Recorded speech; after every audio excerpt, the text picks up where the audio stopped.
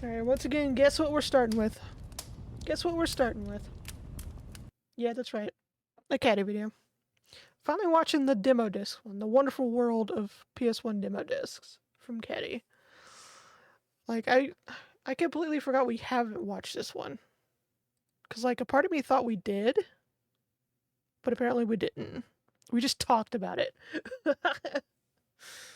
Oh, God. Oh, you played the classic Tomb Raider on your phone? I keep forgetting you can do that shit now. Oh. Okay. Let's watch demo discs. 46 demo discs. Damn. Yeah, again, like, we've talked about this before, but I miss demo discs. The many ways you could get demo discs, through magazines, through buying certain games. It was just, I miss them. Your video suggested. Yeah, I'm trying. Let's go. Okay. Oh, you're a nice chunky one, aren't you? There's a lot to grab there. Oh, God. I can't wait to put you in that slot. And I suppose the game isn't that bad either. It seems like no matter whether it's a new or old version of a Caddy video, the opening always is like simultaneously ridiculously funny, but also disturbing. And it's just so Caddy by this point that I don't even really think about it anymore or am shocked. It's like, Caddy being Caddy, yeah.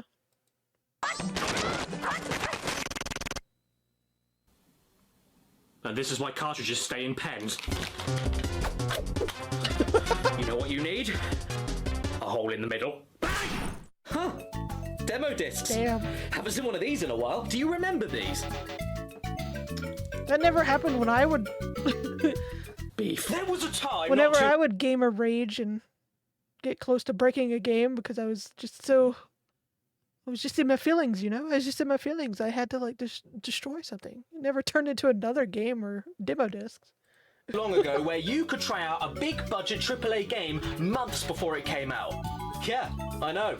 It's on A demo disc was the first time you had the PS1 nowadays, but yeah, intro? most if not all big games that you were looking to buy for a certain console gave you the chance to try before you buy. Kind of like a t-shirt. You go to the shop, find the shirt, try it on in the changing room, decide you don't like it, and then burn it in the street. Now you listen Oh here, my I'm God. not a big dum-dum. I'm fully aware that today you can Listen, still clothes are download free expensive trials of these days. games We on can't be doing Steam, that shit. Nintendo's eShop, or elsewhere. But when it comes to big budget AAA releases, it's not as common as it once was to get a free trial of a game, because there's just Like, no you point gotta take out anymore. a Companies mortgage want your just to pre-order afford money. They underwear want you to these buy days. You first can't be and doing decide that if you anymore, like it Caddy. later, which I find so sad that I'll eat every baby lamb until they stop. And what do we do when we're sad? We make a nice and healthy milkshake.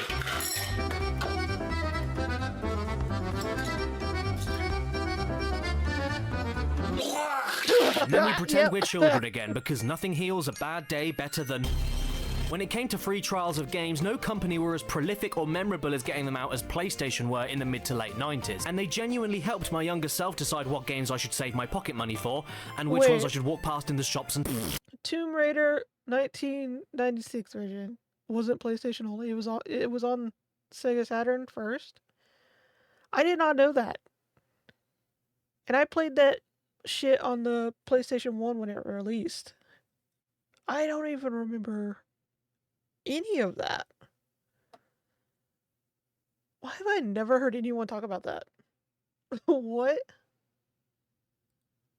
Demos, short for demonstration of PlayStation Not Incarnation, kicked complete and total sack back in the day. They were a huge part of my gaming childhood, especially since I didn't get PS1 games for birthdays or Christmases. So these discs not only showed me the best places to spend my pocket money when I saved up enough, but I also found myself replaying them constantly for a quick kick of something new after I finished Toy Story 2 for the billionth time. I loved these things all the way up to the PS3, so today I wanted to spend half an hour talking to you all about them because my girlfriend left me. Part Oh 1. my God. A history part of the video. Back in the early 90s, these trial versions of games could be commonly found stuck on a floppy, and that isn't as nice as it sounds. Since PC games like Wolfenstein 3D were so small in terms of file size, it was pretty easy I know that was probably a joke.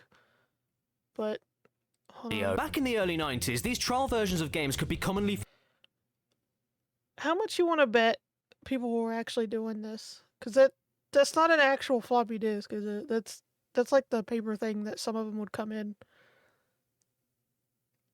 or whatever you want to call them. How much you want to bet people actually did that and broke their shit? I wouldn't be stuck on a surprised. floppy, and that isn't as nice as it sounds. Since PC games like That is the Wolfenstein 3D were old so floppy. small in terms of file size, it was pretty easy for the developers to chop them up into single Floppy episodes senior, or a not group of junior. stages and load them onto cheap old floppy disks, which could then be sold en masse incredibly cheaply. And this was called shareware. By the way, this song I'm about to play you, I downloaded earlier today, and it's 1 megabyte bigger than the entirety of Doom was back in 1993, just to give you an idea how easy this was to do. This would then allow you to easily get a taster of what the full game would be like straight away, and often for the same price as a corn on the cob. Then, if you really liked it, Oh, you could speaking buy of the full Doom, corn on the cob. This There's supposed to be a newer one coming out, right? Like, I think it's supposed to be like a prequel or something, like of the newer ones. Like, I haven't seen a lot about it. I need to look it up because I haven't played Doom in forever, so Doom 6, I don't know. I don't know. I just remember hearing I think it's supposed to be a prequel, but I could be wrong. But I've heard some people are excited and then nothing. So method of bite-sized game distribution proved popular enough that when the original Doom came out, id Software thought that people would rather spend their $3 on 2 baguettes so they could make a baguette, and made it so the first episode of Doom wasn't on a floppy disk, but uploaded to the internet for completely free as shareware. The idea being that because Doom it was Dark so Ages, small, yeah, easy to if that's what digest, it's and called, doesn't yeah. cost anything, like your mum, you could easily download Not it the and then would mum be joke. encouraged to share it around even further with friends or family and stir up even more hype. Then once the shareware trial ended, your computer screen would then give you a price for the full game that you'd have to mail order. We take a larger game and break it into several smaller parts, and we put my the God, first the part out in pixels are Shareware so pixelating. that people can try it and see if they like it. And if they do, they can order the rest of them back through us. Shareware, whether on a low-price floppy disk or a free download, was essentially interactive advertising, and it's ingenious. It's an ad that you chose to be a part of and actually enjoyed. I mean, the last ad I enjoyed was when the cat was playing the accordion and then got stepped on. Aside from Mother, Shareware what available to the download, fuck? though, you could even get catalogs with images and descriptions of hundreds of Shareware floppy disks ready to be mail-ordered directly to you. Is that his mouth or his butthole? You could try out such heart-stopping classics as Clyde's Adventure, Bricks, I think I Funny actually Face still 2, have some floppy disks somewhere. Borders, corners, and frames. Oh my! I'm afraid to look to see Moraf's what's on World. them though. Is that a loaf of bread with a beard? And my favourite game of all time, Craps. Slowly but surely, though, shareware turned into my last cat. It fell in the toilet and died. Not just because technology was speeding ahead at a rapid pace. Whoa, look at it go! But because shareware itself was way too easy to, well, share, and often way too easy for people to edit and exploit. Like your dad. Plus, since some of these full versions of the games weren't that much bigger than the demos, you'd find that people would just complete the shareware trial and then move on to the next thing, meaning that no real money went anywhere. Another problem was brought up by the main developer of the original Doom, John Carmack, leading to Doom 2 not getting a shareware release at all, because he said that most people considered that they had finished the original Doom just by finishing the free shareware episode. It was too much content for free, and for most people, the gameplay was too similar for most of the demo, so investing in the full thing wouldn't be worth it to them. This didn't stop shareware at all, though. It would continue to be uploaded online ready to be downloaded, and floppy disks still kept coming out, even from the change of 5.25-inch floppies to 3.5-inch floppies. You'd get free shareware preview levels of games on floppy disks bundled with other games from the same publisher. There'd be free promotional shareware floppy disks handed out to magazine subscribers. Some people would completely screw up the disks and change assets, music, and sound effects from some shareware and then resell them to Those are unknowing the customers. It was floppy out of disks. control. I think I have like a couple of them somewhere. Put it in your pants. Don't I never thought I'd say this, but it was the Wild West of floppy disks. Long story short, even though great for distribution and word of mouth, shareware wasn't financially viable enough. Yeah. Also, the main reason I'm afraid to look at the floppy disk, because some of them were mine, but some of them were not. Like, I think some of them I got from, like, family members that didn't really need or want any of their old stuff. And then I think I got some of them from, like, yard sales or places like Goodwill or something. So some of them are a mystery on what the fuck is on there, and I'm kind of afraid to look. You know what I'm saying? Because I don't want to end up on an episode and on like fucking, what is it called? True Crime or Dateline or whatever those shows are called. And too exploitative It'd to be be a my decent luck. long-term business plan. Part 2. And then CDs happened. Hi, I'm Chris Sorrell. Let me take you through the world of medieval. Sure, CDs were on PC games, but I'm talking about when CD technology hit the video game mainstream, specifically with the PlayStation, which dominated the CD console market in the 90s. CDs were like babies covered in soup. They had a lot of stuff on them, they were really thin, and they wouldn't like it if you scratched them. More importantly, though, they were just the right shape and size to fit inside your trouser legs. Not the babies, the discs. I don't have any games in my pants, what are you talking about? Games were getting more technical, they were getting bigger, they were getting much harder to explain and show off, and they were getting expensive. So playable demos of games during this era were probably the most important to get right. They couldn't get away with the shareware business model. You can't just learn how to become a communist for nothing, you didn't pay for it! Companies needed to make money back on full game purchases, which Yeah, shareware you sometimes need to pay to didn't become do, a commie. and needed to get people financially interested in trying the games out to begin with to cover the costs of advertising the games in the first place. They couldn't give you too much and let you edit everything so you felt like buying the full game would be pointless like with Doom, but had to be good enough to make you want to get the full games and actively make you want to buy more demos in the future so companies can keep promoting upcoming games and keep the cash cycle going. Or they could just be like Nintendo and don't do demos at all. Just make your customers spend $60 on Superman 64 without any clue. no. I'm sure they won't mind. We can't mass produce demos. Cartridges God, are too valuable and expensive. Part 3. Magazines are good for your peenies. So what better way to get people interested in buying these PS1 Superman games game. than Fuck. by, instead of It gave offering me tiny heartburn. individual demos, bundle small portions of multiple games on a single disc, including video trailers for games not ready to be played yet, and then hiding it inside a thing you have to pay for, a book.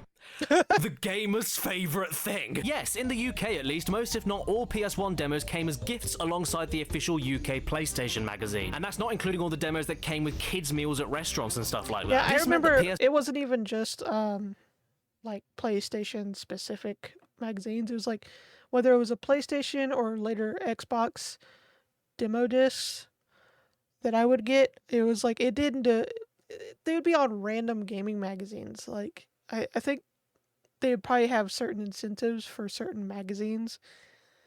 And I just remember I was like, I didn't even care what the magazine was or about. It was like if I saw one where it had a demo disc, I wanted it because I was like, there might be a game on there I might actually want. PS1 game demos could appear anywhere. Game stores, video rental shops, Pizza Hut, the dentist, in between my fingers, in space, the morgue. Putting these demos in magazines meant the advertising was fucking more morgue, widespread than Jesus. ever. Just go to the supermarket, buy your dead granny some flowers for her funeral, and while you're at it, pick up a demo of Smash Court Tennis. And up until a certain point, anybody could buy these things. You see here where the magazine is talking about how the newspapers hated GTA for how violent it was? Well, as long as you were 3 years old or over, you could buy a demo of it. This is terrible. As far as I'm aware as well, there was a US equivalent to this called PlayStation Underground, but that never happened in my country, so choke on talcum powder and die. This also provided a service to 3 types of person at once. The people looking for multiple demos of upcoming PS1 games, the people looking to read up reviews of games that just came out, and the greedy pigs that wanted both. Even better, since a lot of the console users in the mainstream at the time weren't massive computer whizzes, that meant that CDs were not only far easier than floppy disks to physically replicate for manufacturing, but also meant that the average user didn't have the knowledge to do anything bad with the disks, copy them, or repurpose them for reselling. Besides, there was too much data on these disks to upload all of them for free on the internet like what early shareware allowed you to do anyway. For internet back in the mid-90s, trying to do that with these disks would take you a... Even if people could do the all of this, glory though, days the of effort wouldn't be dial-up. worth it anyway, because these demos didn't offer enough content for each individual game on the discs, but offered just enough with the amount of games on them that the demo disc being a free gift along with a gaming publication made it a sure, why not kind of purchase. And that, for gaming advertising, was a goldmine. Why do I have 2 copies of Disc 58? Not to mention, it was way more cost-effective than renting if you wanted to try out multiple games only for a little bit, and you even got to keep your very own physical souvenir with exclusive artwork on the sleeves. They're nothing crazy, but definitely unique. They're like little plastic postcards. Dear Mum, having a nice time. Wish you were here.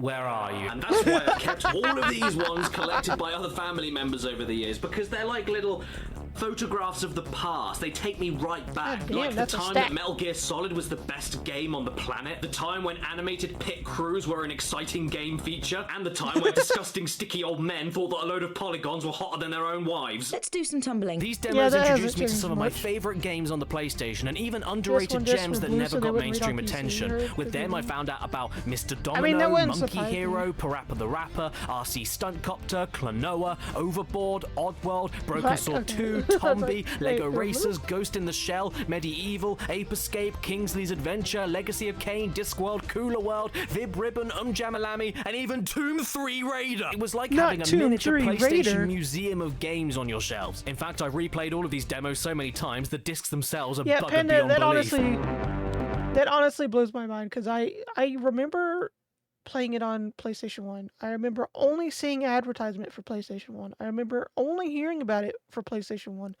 So the fact that it was on anything else at that time, like right now, it wouldn't be mind-blowing.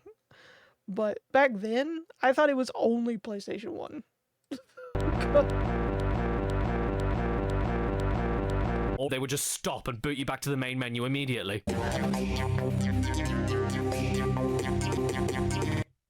A woman getting into a car, that's all I need. I'm buying the game now. Oh, and if you don't like flashing lights, look away. It was too right much now, ankle. because this demo disc I have is the most mangled one of the lot.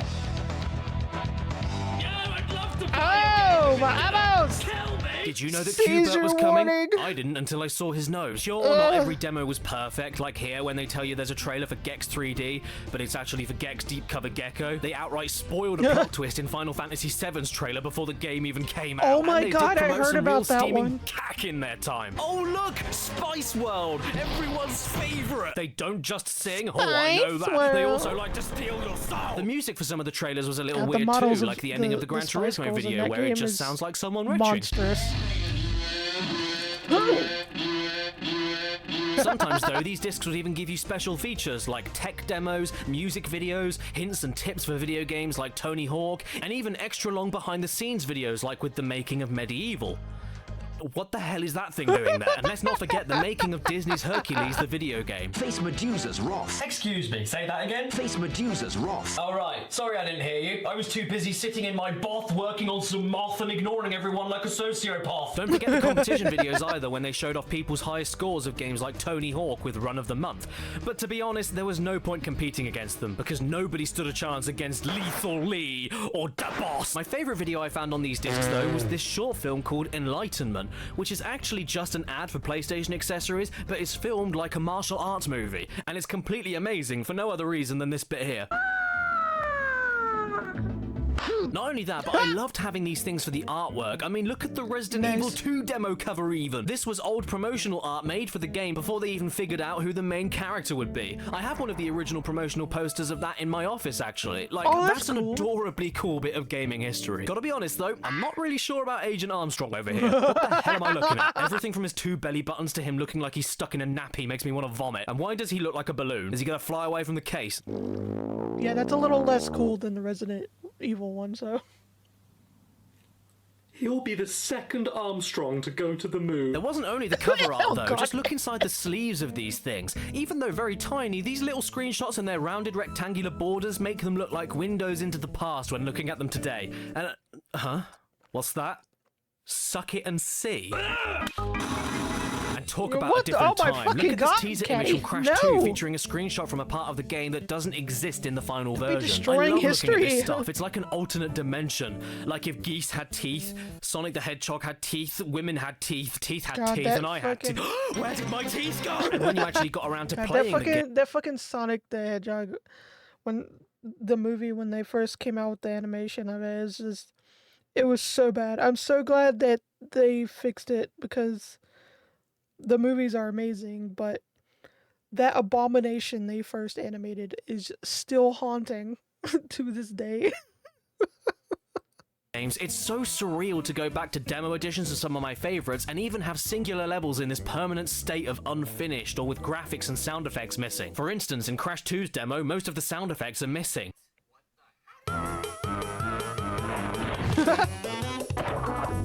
And whenever you try to slide jump, Crash just stops in his place after he lands and doesn't keep on running. In Spyro 1, the hub world music wasn't finished yet, so they just used the theme song from the main menu.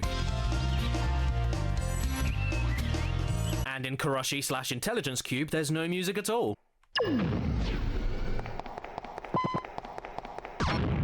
Or in A Bug's Life. Just picking up grain here. In Crash 3, Crash has no shadow, and the bonus stage music hasn't been included yet. In Medieval's trailer, you see footage from a dragon chase level that never made it into the final game. In Oddworld, all of the areas they don't want you going into are boarded up with demo-exclusive signs they rendered in-game, which they also do with 3D objects in Tombi and even with rock doors in Spyro. And speaking of Spyro, they didn't even finish the rescued dragon scenes for the playable levels they had, so just put the text on screen showing off what they said to you. Which is probably for the best. I'm getting a little all of these demos are like interactive concept art. You've got to love it. What is happening to Silent Hill? You know what? I don't know. Looks weren't everything though. To top it off, the gameplay all of these demos gave you tasted just sweet enough where you could tell if you wanted the full thing or tell if a game will be a piece of feces. And the variety of games on the discs never left you feeling ripped off for paying for the magazine that it came with. Let's be honest though. We're all cheap bastards, aren't we? Everyone loves a freebie. Little finger up there. So what better way to introduce PlayStation owners to the world of demo discs than by bundling the console with an exclusive demo disc of its own? Yeah, and that's a good, like, when it comes to Silent Hill, it's honestly so sad how much of a mixed fucking bag it is. Cause, it's like the OGs were classics, instant classics, amazing. And then it was like flip-flopping all over the place when it came to the later ones. And now when they finally bringing them back, it's like they're doing the same thing. It's like instead of like just bad games, they're also just making them like money like monetization nightmares. Which makes me worried for the other Silent Hill games they have planned. Oh my god, my fucking eyes! 1. You cannot get much more classic PlayStation than this. You hear me, Sony? Imagine unboxing your PS1 in 1995 and booting this up. It must have been a visual gasm. Look how 90s this is. Listen to that pounding drum and bass. Check out all of the garbled text that's throwing random stats at you. And look at all of these nouns. Memory, data engine, graphics, RAM. Did you know your PS1 was also a thesaurus? We get a little bit of full motion video, which still makes me want to shrivel up and cry, and then boom! There it is, folks. The second coming of video games. Demo 1. It's a demo, and it's number 1! I mean, you can't argue with that. Hey, Daddy, it's my turn on the PlayStation. Let me have a go. Oh, I'm turning into Bernie Sanders! Just look at this cover, and look at this menu. It's so damn stylish. It's a mixture of Tron and The Matrix. It's tricks. And if the trailer of Twisted Metal is anything to go by, these tricks weren't for kids. With a whopping 5 playable games, 2 interactive tech demos, and 8 videos that showed off pure gameplay and no stupid cinematic trailers, this was most, if not all, of the UK's introduction to the PS1. Just imagine watching videos for Jumping Flash, Tekken, Ridge Racer, Starblade Alpha, and then having the chance to play Wipeout, Loaded, Destruction Derby, and Battle Arena Toshinden. Oh god, Sony, were you trying to make people throw the PS1 in a furnace? Don't worry, blokes, I know how to make people buy PlayStation games. Get an old man and put a fish up his nose. Did you ever want to live out your fantasy of a manta ray swimming slowly towards you while Nightmare Clown music plays in the background? Well, you can do that in Demo 1. That's not nightmare-inducing at all. You can also make this T-Rex open its stupid mouth. God. Strangely enough, could you imagine the water one? Could you imagine playing that as a kid, like having no idea, and all of a sudden realizing you had a fear of like water and things in the water? Could you imagine that's the way you find out? That'd be so fucked up. You can also make this T-Rex open its stupid mouth. Strangely enough, though, despite being called Demo 1, this wasn't actually the first demo released for the PlayStation. It was the second one, because according to this gigantic archive list of European PlayStation demo discs, So wait, they Croc call- was apparently the first demo ever released. I would also They like to called take this time to say whoever a came up new with this game list is they were gonna amazing. make for Thank the you so Silent much for Hill compiling Silent all of this Hills. info in one place. But then they you're scrapped that, also a and then completely just called the insane and remake unstable of Silent Hill 2 psychopath, and I'm not Silent going to Hills shake your for a hand in while. case I catch something. Part 5. They really Part 4 can't was help too short. After recycling. this is where all the official UK PlayStation Magazine demo discs started coming out on the regular, month by month. And my collection is like my body hair. Pretty substantial, but far from complete. The earliest demo I have, aside from Demo What? 1, is actually Disc 3 from Volume 2 of the official UK PlayStation Magazine collection. Purely because all the other demo discs before it, including Volume 1, were in flimsy, horrible cardboard sleeves and they disintegrate in my sweaty hands. From there, I have a complete set up to Disc 54, where it then becomes a bit of a mess and I missed out on a load because a lot of the demos started reusing older games to fill the space, and they didn't feel anywhere near as exciting anymore. By the way, I'm fully aware that my collection jumps from Disc 19 Volume 2 to Disc 38, but that is actually the order that it came out, because Demo 19 Volume 2's disc cover is technically Disc 37, which then moved on to Disc 38 and not Disc 1 Volume 3.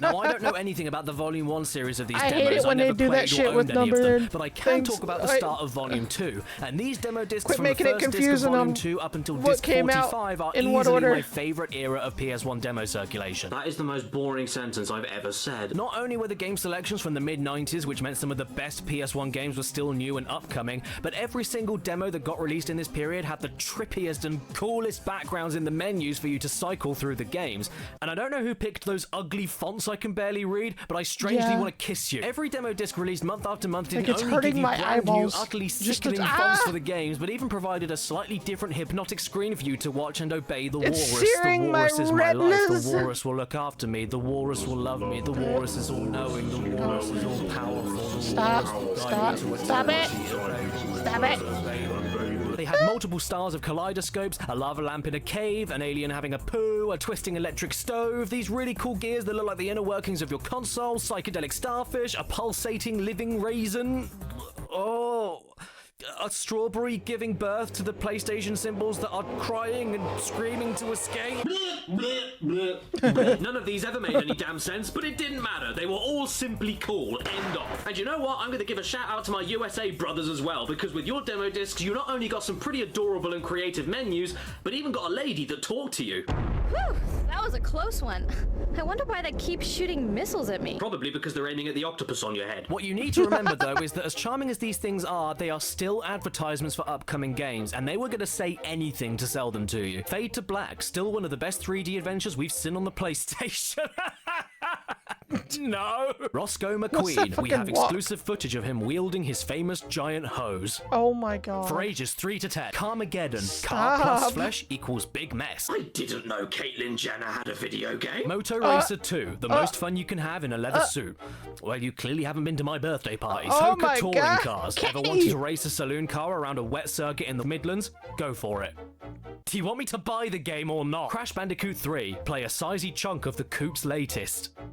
Is that a slur? Coming at you soon, the game of the century. Man, what could that be? Oh god, I don't know. Final Fantasy IX. Brian Lara Cricket. Do you guys like Lara Croft? Well, you should try out Lara Cricket. And the music for this run of the demo discs? Come on! I mean, come on! I don't remember that Tomb Raider game, Laura Cricket. Yeah, that's yeah. I'm gonna push out a log! It's surreal, it's ethereal, it's mechanical, it's bassy, it's rich with multiple 90s techno sounds layered against each other. More importantly to me though, it's weirdly relaxing and welcoming for a nice buffer in between the demos of games that you'll be playing. It screams PlayStation to me and how unique and futuristic it was, much like the games the PS1 would be famous for, and combining the almost minimalist sounds with the visuals made you feel like you were being transported to another world every time you booted the demo up. Even the game selection noise was satisfying. Yeah, you don't get that kind of oomph anymore. And then, in a move I'll never you understand, barely for get disc 39 any only, bullshit they these changed the days, music honestly. into this weird, ploddy stalking song.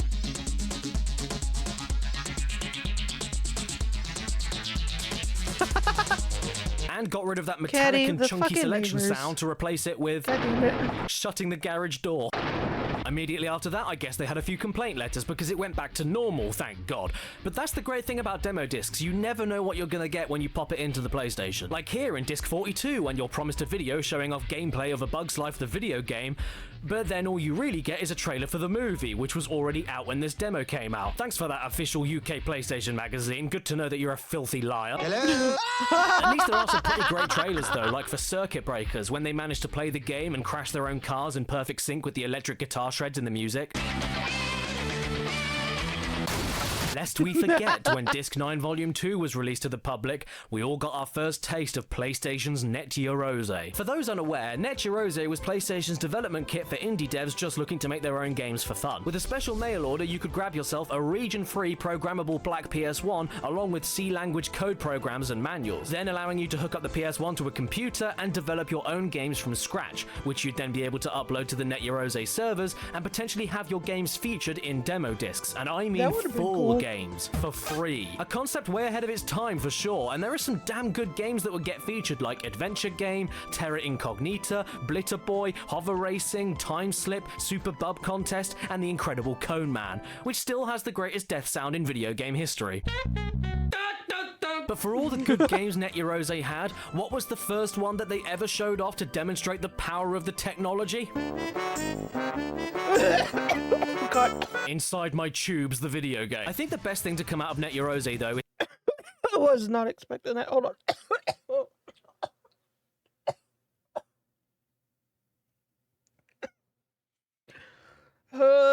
Maybe I shouldn't snack while I'm watching it right now. Caddy just over here casually just killing me. You know, just another Caddy video we're watching, you know. It's a little death and mayhem and murder. It's the tackiest advertisement I've ever seen. I made better videos in Windows Movie Maker when I was 13. Have you ever dreamt of creating your own game? Oops, sorry, games for PlayStation? No, I haven't. Have you ever dreamt of using something other than Comic Sans? Oh, Jesus in my Christmas. We have an address, people. I'm looking this up. What do you think that building is up to now? Nobody wants it. Well, you know what? I'm not surprised. If you can't even end your trailer correctly, why should you have a building? Honestly, I'm gonna be honest. I would have tried to order it just to have like the black version of the PlayStation 1 because it looks so nice.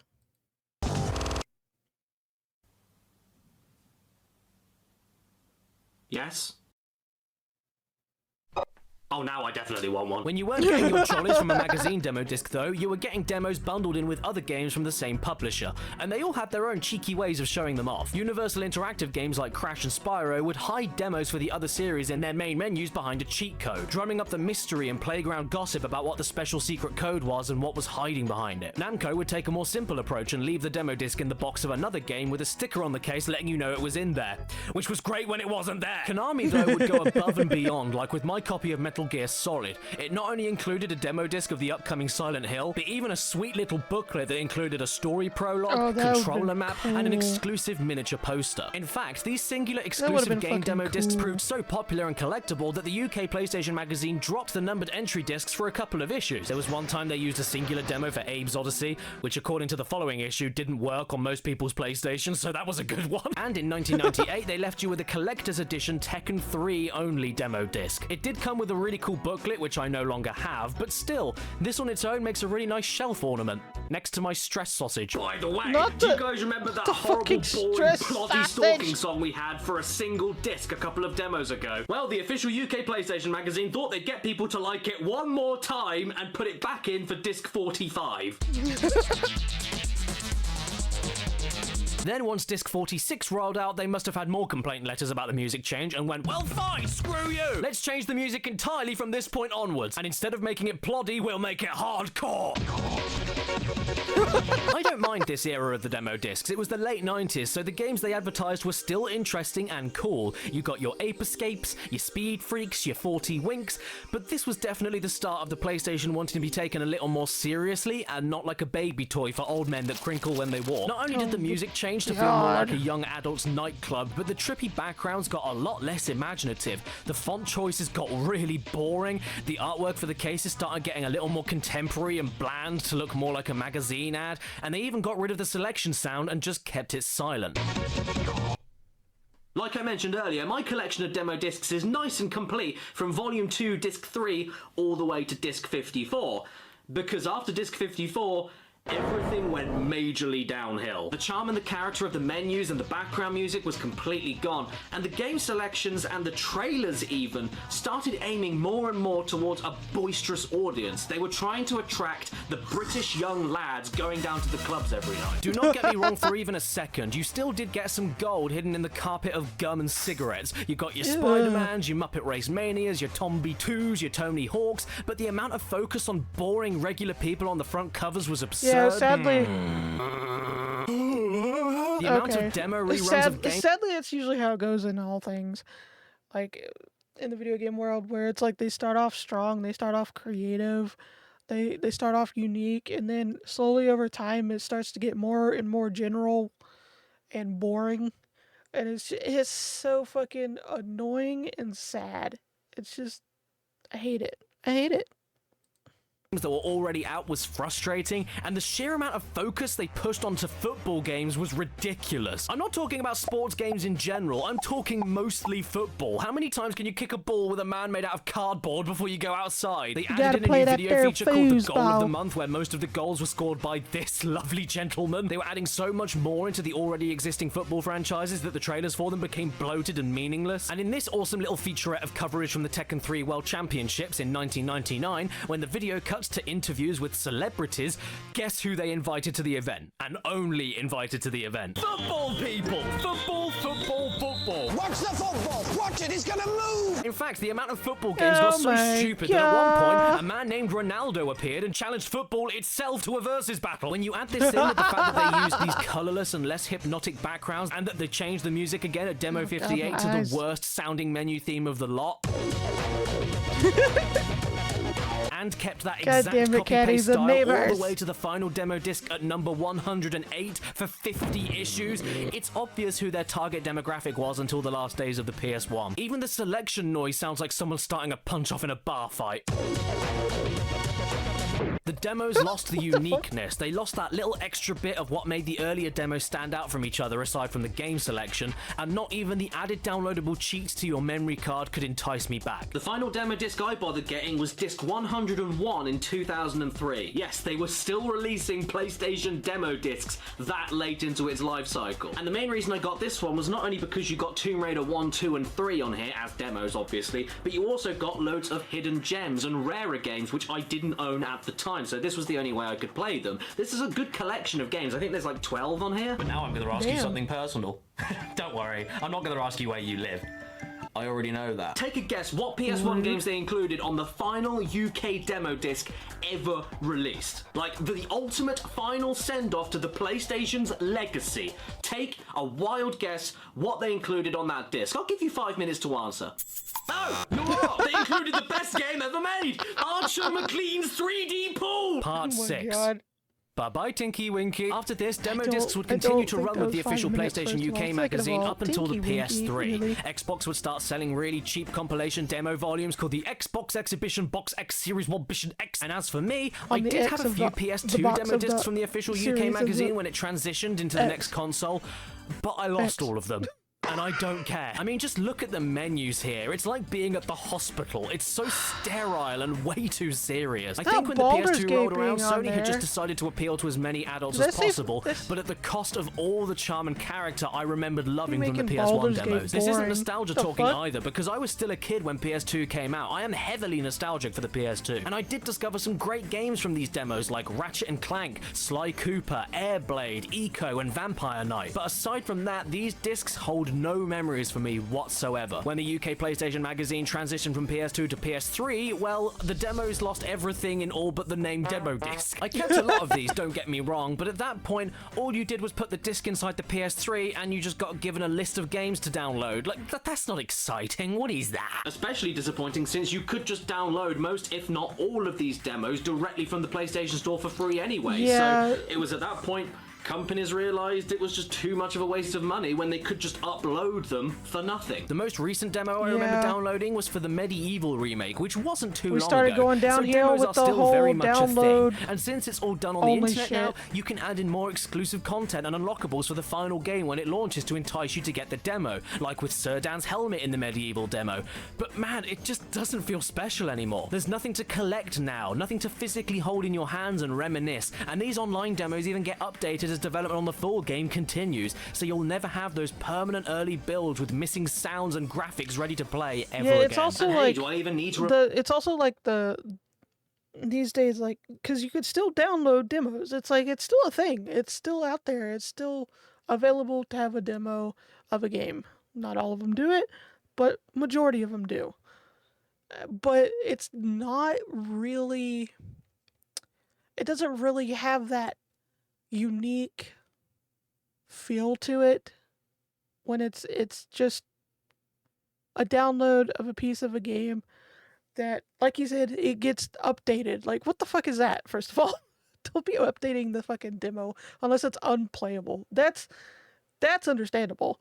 But part of the demos on physical copies were just, they had a little special something, you know? It was like you got to see a glimpse into a game before it was technically ready to be sold. Before it was ready. Because they had to build that demo, like, before they were finished with the game. Most of the time, anyway. Remind you what happened to PT, the playable teaser of a game that never got released? PT. That wasn't a physical demo, and it got removed from the PlayStation Store, even though it was completely free and wasn't harming anybody by being there in the first place, and now it's and then people were selling their PlayStation 4s for like thousands of dollars. Why do you play them? Why do any of us play them? You know what? I'm done with games forever. I'm going to read a book. Yeah, you heard me, everybody. We're going to be looking in the next video at the magazines that made these demo discs so popular in the first place. I mean, let's be real. You can't go wrong with good old paper and ink. No! Follow me on Instagram and Twitter, or the cat will have an accident. Special thanks to all of my executive producers on my Patreon page in the description below. Brandon, TARDIS Type 40, Exopaz, Brandon Butler Williams, The Game Shed, Ramen Wolf 1485, N Kamida, Red Eyed Critic, AD Thornton Smith, Mitchell Reed, Fart Rules, Skullman, Kieran McLaren, Basil, Logan Contresia, Daniel and Alex, and Ex Shadowhunter ZX. Stan, did you ever hear the tragedy of Darth Plagueis the Wise? So why the fuck did you wake me up for? I was napping so good. Oh, another good Caddy video. Yeah, I miss demo discs, like physical copies of demo discs when they made them fun, when they had a little pizzazz, a little style, you know. R.I.P. demo discs. R.I.P.